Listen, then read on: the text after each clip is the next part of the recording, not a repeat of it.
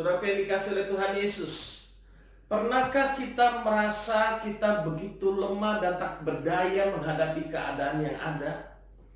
Atau mungkin kita merasakan banyak kesalahan yang kita lakukan dan kita merasa kita nggak bisa berhasil dan sebagainya. Dan bahkan sebagian kita merasa tertolak karena kelemahan dan keterbatasan kita. Saudara yang dikasih oleh Tuhan, hari ini saya punya kabar baik buat setiap kita. Tuhan Yesus mencintai orang yang lemah. Saya ulang, Tuhan Yesus mencintai orang yang lemah.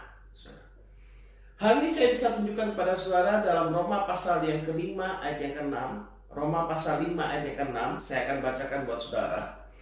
Karena waktu kita masih lemah, Kristus telah mati untuk kita orang-orang durhaka pada waktu yang ditentukan oleh Allah.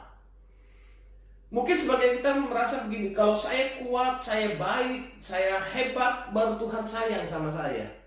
Kenyataannya tidak seperti itu, saudara. Alkitab mengajarkan kita bahwa ketika kita masih lemah, bahkan ketika kita masih durhaka, ketika kita masih berdosa kepada Tuhan, Tuhan Yesus telah mencintai saudara dan saya.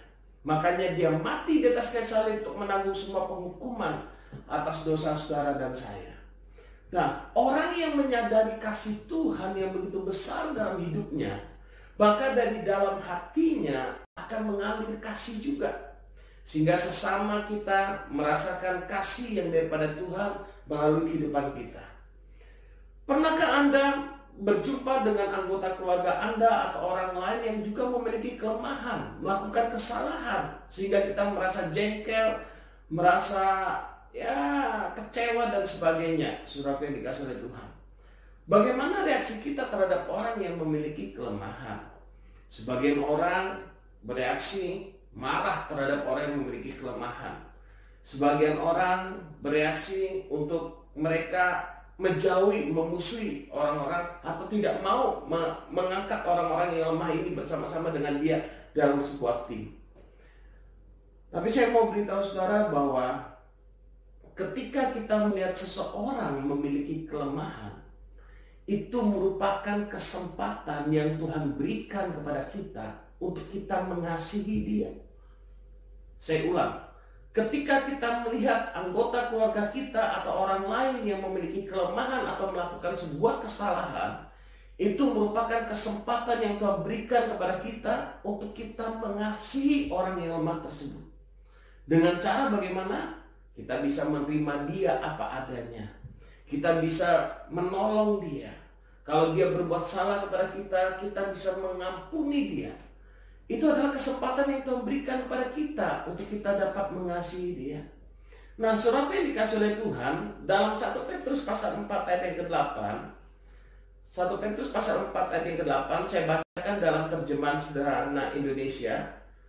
Dalam terjemahan sederhana Indonesia dikatakan begini, tetapi hal yang paling penting dari semuanya, yaitu kita harus sungguh-sungguh saling mengasihi.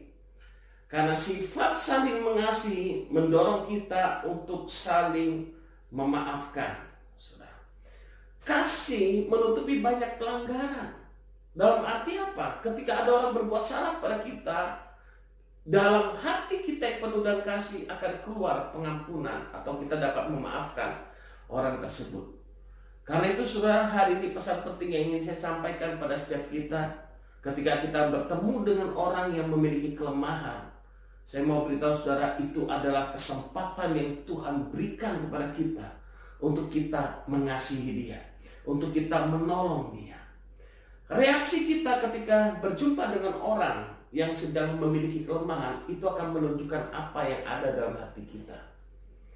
Jika kita menolak dia, ketika kita menghakimi dia, saudara, atau kita malah jadi cuek dan memusuhi dia, itu menunjukkan bahwa hidup kita berfokus pada diri kita sendiri. Orang yang hidup berfokus pada dirinya tidak dapat mengasihi orang lain.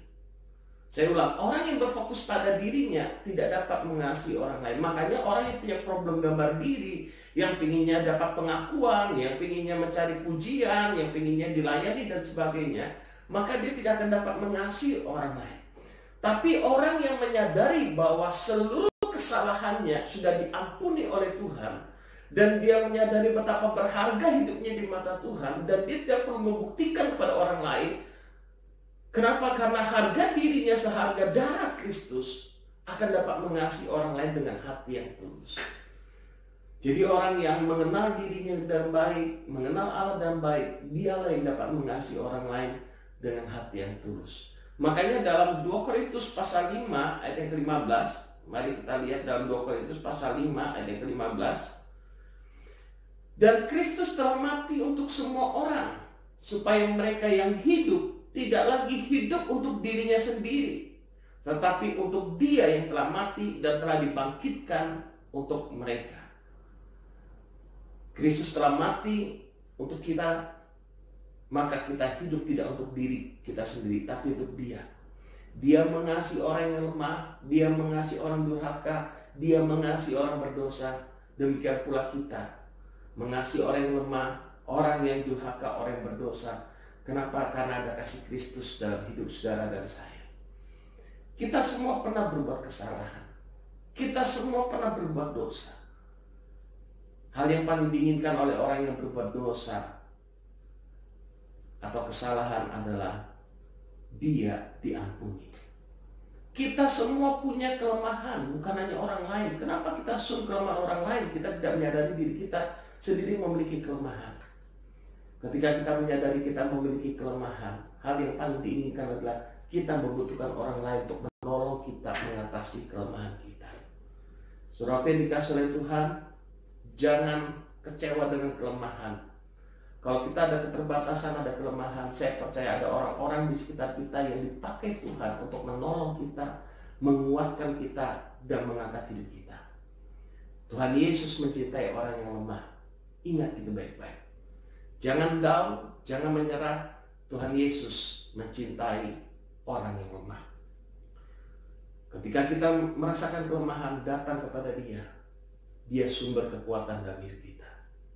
Dan ketika kita melihat orang lain memiliki kelemahan, tolong dia, bantu dia, angkat dia, jangan jatuhkan dia. Bawa dia bersama-sama kita untuk kita naik terus bersama dengan Tuhan. Karena ingat, setiap orang punya kelemahan, tapi setiap orang juga punya kelebihan. Kita bisa memaksimalkan kelebihan orang lain. Dan bahkan kelebihan orang lain itu yang kita lihat kelemahannya, itu malah bisa membantu menutupi kelemahan atau kekurangan kita. Tetaplah terus hidup dalam kasih Tuhan, berbagi kasih dengan sesama. Tuhan Yesus memberkati.